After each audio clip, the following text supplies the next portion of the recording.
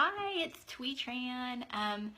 A couple people asked the other day in the post about the Mercedes story and how I manifested a Mercedes for free.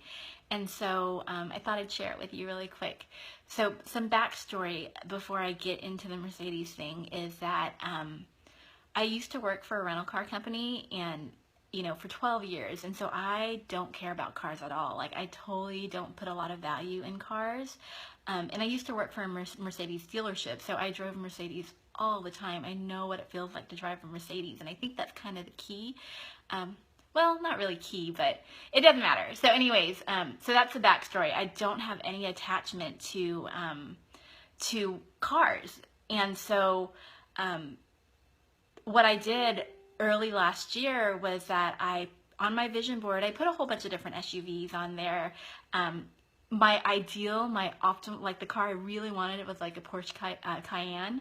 But again, I don't really care all that much. And so anyways, I had 3 Mercedes on there. And then what I did during the year, and I probably only did it twice, was I literally did the visualization where you sit and you visualize like, being in the car, feeling the leather, wind blowing through my hair, listening to the music.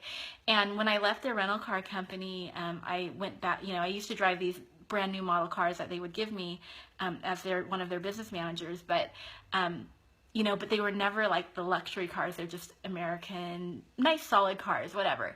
And so I would visualize like, this luxury car with like, the windows would be up, it would feel amazing, the leather was great, and I couldn't hear the outside noise, like the wind coming through the cracks of the windows and stuff like that. And literally, I held this visualization for maybe, a little over 17 seconds. I did it twice throughout the year, and that was it, twice.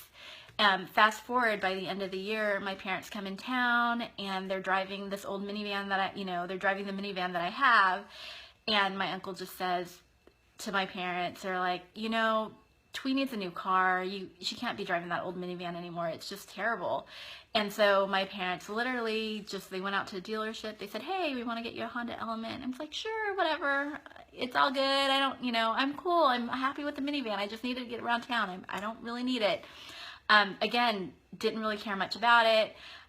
Fast forward 2 weeks later, they come back to town and they say, hey, that Element that we wanted to get you, it's not there anymore, but now there's a Mercedes. Do you want the Mercedes? And I was like, oh, no, I really don't want the Mercedes. Like, that's way too much.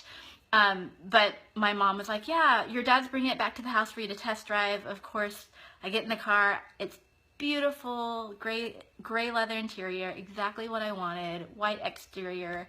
And I get in the car and it feels amazing, and my dad was like, I just want you to have it, and I want you to have the best. And so I said yes, and so that's literally how I got a Mercedes. My parents bought it for me, and it's crazy because I think the hardest part for me is about saying yes to it. Like, you really have to allow, and for me, my biggest lesson was to learn how to allow someone to take care of me, because I'm thinking about, oh my gosh, I'm like a 40-year-old woman, like why would my parents buy me a car?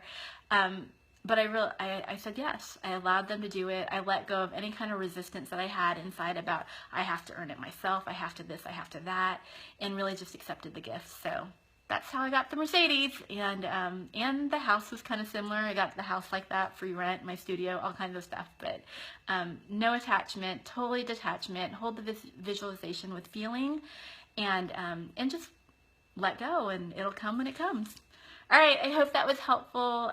Maybe I'll do some more this week, more of these Facebook Live things.